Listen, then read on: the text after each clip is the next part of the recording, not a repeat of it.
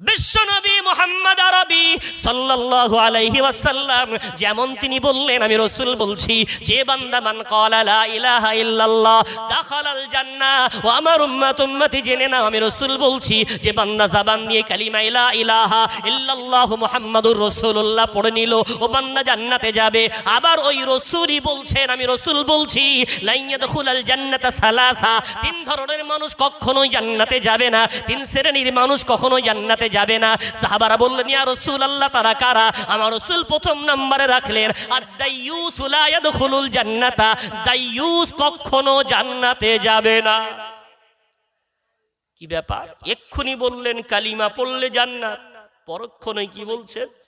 দাইয়ুসরা জান্নাতে যাবে না। ইয়া রাসূলুল্লাহ, ইয়া হাবিবাল্লাহ, একটু বলে দেন না কারা দাইয়ুস? সাহাবাদের বিরাট ভয়, ইয়া রাসূলুল্লাহ আমরা দাইয়ুস হয়ে যাচ্ছি না তো, একটু ব্যাখ্যা করে বলে দেন। আমার রাসূল বলে, ওই পুরুষগুলো হলো দাইয়ুস, ওই পুরুষগুলো হলো দাইয়ুস যারা তাদের অধীনে থাকা নারীদেরকে পর্দায় রাখার চেষ্টা করে না, পরপুরুষ আশাকে বাধা প্রদান করে না, এই পুরুষগুলো হলো দাইয়ুস। সাহাবারা ব্যাখ্যা করতে গিয়ে বললেন, ওই চার শ্রেণীর পুরুষ হলো দাইয়ুস। প্রথম নাম্বার ওই স্বামীটা যে তার স্ত্রীকে পর্দায় রাখে না, দুই নম্বর ওই সন্তানটা যে তার মাকে পর্দায় রাখে না, তিন নম্বর ওই ভাইটা যে তার বোনকে পর্দায় রাখে না, চার নম্বর হলো ওই বেটাটা যে তার মাকে পর্দায় রাখার চেষ্টা, ওই চার নম্বর হলো ওই সন্তানটা যে তার মাকে পর্দায় রাখার চেষ্টা করে না। এই চার শ্রেণীর পুরুষকে আমার রাসূলের সাহাবারা মুহাদ্দিসিন গণেরা দাইয়ুস বলে ঘোষণা দিচ্ছেন। স্বামী তার স্ত্রীকে পর্দায় রাখে না, বাপ তার বেটিকে পর্দায় রাখে না, ভাই তার বোনকে পর্দায় রাখে না, বেটা তার মাকে পর্দায় রাখার চেষ্টা করে, সবাই কি দাইয়ুস। ঈমান নামে এই পাত্রে নামাজ আছে, রোজা আছে, হজ আছে, যাকাত আছে। ও সরদারাটির আজকের যুবক ভাইরা, ও আমার ভাই বাবাজিরা, হাতে ধরে নয় পায়ে ধরে বোঝাতে চাচ্ছি, কবার হজ করে এসেছেন বলে 4 বার, কবার ওমরা করেছেন বলে 15 বার। আলহামদুলিল্লাহ, আল্লাহ আপনার হজও কবুল করেন, ওমরাও কবুল করেন, আরো বারবার যাবার তৌফিক আপনাকে দেন। আপনার কুয়ার মধ্যে হজের সওয়াব, ওমরার সওয়াব, কিন্তু আপনার অধীনে থাকা নারীটা এমন কাজের কাজী না তো যার জন্য আপনি বাপ হয়ে দাইয়ুস হয়ে যাচ্ছেন, ভাই হয়ে দাইয়ুস হয়ে যাচ্ছেন। আপনার কুয়ার পানিটা ওই দাইয়ুস নামি আবর্জনা এসে ইমানের পানিটা নষ্ট করে দিচ্ছে না তো? যদি দেয় ওটাকে আগে তুলতে হবে, অন্যথায় সওয়াব কিন্তু নষ্ট হওয়ার পূর্ণ সম্ভাবনা আছে। নেই তো? রাসূল পাক সাল্লাল্লাহু আলাইহি ওয়াসাল্লামের কথায় কোরআন সাপোর্ট করে বলছে, সতী নারী কারা জানো? ফাসসালিহাতু কানিতাতুন হাফিজাতুল লিল গায়বি বিমা হাফিজাল্লাহ। আল্লাহ বলছেন 5 পারা 2 পৃষ্ঠা সূরা নিসা, রব্বুল আলামিন বলেন সতী নারী হলো তারা, কানিতাত যারা হলো অল্প তুষ্টি, এবং হাফিজাতুল লিল গায়ব স্বামী যখন পরিবারে থাকে না, বাড়িতে থাকে না, তারা স্বামীর অবর্তমানে পরপুরুষের সাথে তাদের দেহগুলোকে রক্ষা করে, হেফাজত করে। পর্দার সঙ্গে তারা কোথাও গেলে পর্দার সাথে বাইরে বার হয়, ইজ্জত আবরুকে তারা কখনোই লঙ্ঘন হতে দেয় না। এই নারীগুলো হলো সতী নারী। একটু জোরে বলা যাবে? আমার সমাজে মডার্ন নারী উঠেছে, সতী নারীর জায়গায় কি নারী উঠেছে?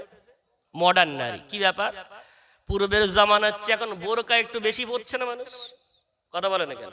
বোরকার দোকান খুলতে পারলে মোটামুটি বছরে 3 সেট করে নেবে। আগে বিরাট অন্য কাপড় চোপড় নিত, এখন বোরকা নেয়, তো ভালো লক্ষণ আলহামদুলিল্লাহ। এখন বলেন ওই নারীটা, যে নারীটা খোলা পুকুরে সবার সামনে গোসল করে ভিজে কাপড়ে বাড়ি এলো, ও বাড়ি এসে কাপড় চোপড় পাল্টে বোরকা পরে বের বাড়ি যাচ্ছে, বোরকার কোনো ইজ্জত থাকলো? আর কথা বলেন না কেন? সবার সামনে পুকুরে তুমি গোসল করে ভিজে কাপড়ে সবার সামনে দিয়ে হেঁটে এসো, বোরকা পরা কি দরকার? বিশ্বনবী মুহাম্মদ আরবি সাল্লাল্লাহু আলাইহি ওয়াসাল্লাম তিনি হলেন শাহিদ। তিনি কিয়ামতের দিন অন্য উম্মতের ভুলগুলোকে সাক্ষী দেবেন। আমার নবী 1500 বছর আগে এই দৃশ্য দেখতে পাচ্ছিলেন বলে পরিষ্কার হাদিস বলে গেলেন, রুব্বা কাসিয়াতিন আরিয়াতিন মাইলাতিন মুমিলাত। আমি রাসূল বলছি একটা জামানা আসবে, ওই জামানায় নারীরা কাপড় পরবে বটে, তবে কাপড় পরার পরেও তারা উলঙ্গিনী বলে গণ্য হবে। তারা মাইলাত, অন্যকে আকৃষ্ট করবে, মুমিলাত, তারা অন্যের দিকে নিজেরও আকৃষ্ট হবে। এই নারীগুলোকে আমি রাসূল বলছি এরা হলো জাহান্নামী নারী। ও ভাই বাবজি আমার, একবার একটু বুকে হাত দিয়ে বলেন, আমি এমন বাপ নই তো যে আমার কন্যাটাই রোগের রোগী, আমি এমন ভাই নই তো যে আমার বোনটাই রোগের রোগী, আমি এমন স্বামী নই তো যে আমার স্ত্রীটাই রোগের রোগী। ও সত্তরাটির যুবক ভাইরা, ও ভাই বাবাজিরা, না না, কলা গাছের বাসনা যদি থাকে ওই বাসনাগুলো ছেড়ে আনেন, 4টি খোঁটা পোতেন আর ওই বাসনা দিয়ে গোসলখানা তৈরি করে দেন। সুন্দর বাড়ি করেছেন, গোসলখানা তৈরি করেননি, না না না, মুমিনের জন্য আগে গোসলখানা তৈরি করা ফরজ। কেন আমার রাসূল বলছেন একজন মুমিন কখনো তার দেহটা পর পুরুষ নারী হয়ে অন্যকে দেখাতে পারে না, ওর দেহটা হেফাজত করার দায়িত্ব আপনি স্বামী, দায়িত্ব আপনার, আপনি বাপে দায়িত্ব আপনার, আপনি ভাইয়ের দায়িত্ব আপনার। সুতরাং এর অধীনে থাকা এই নারীদের পর্দায় গোসল করার দায়িত্ব, এ দায়িত্ব আপনার কাঁধে নিতে হবে। একটু জোরে বলা যাবে? টাকা বোরকা তো পড়ছে, কিন্তু এই যে অবস্থা, এই আবর্জনা আমার এই কুয়ার মধ্যে রেখে বোরকা পরার নেকির পানি দিলে পানি পান করা যাবে না। তাহলে আমাকে এই প্রথম নাম্বার ঈমান আনতে গেলে, ঈমানের এই কুয়াটাকে ভালো রাখতে গেলে অ্যান্টিভাইরাস মারতে হবে। কি মারতে হবে? এই দেখছেন না কোভিড-19 কি যে ডোজ দেওয়া হচ্ছে, আল্লাহ ভালো জানে রোগ দেওয়ার মালিককে।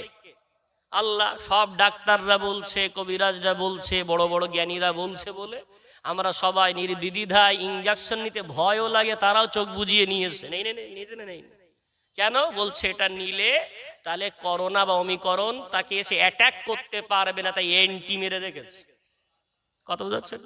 ঠিক তদ্রূপ এই কুয়াটাকে অ্যান্টিভাইরাস গোনা মুক্ত যদি করা যায় তখন এতে ঈমান এসে থাকবে, অন্যথায় অ্যান্টিভাইরাস না মারা থাকলে এনি টাইম এট এ টাইম, যে কোনো সময় যে কোনো মুহূর্তে আমার কুয়ার পানি নষ্ট হওয়ার পূর্ণ সম্ভাবনা আছে।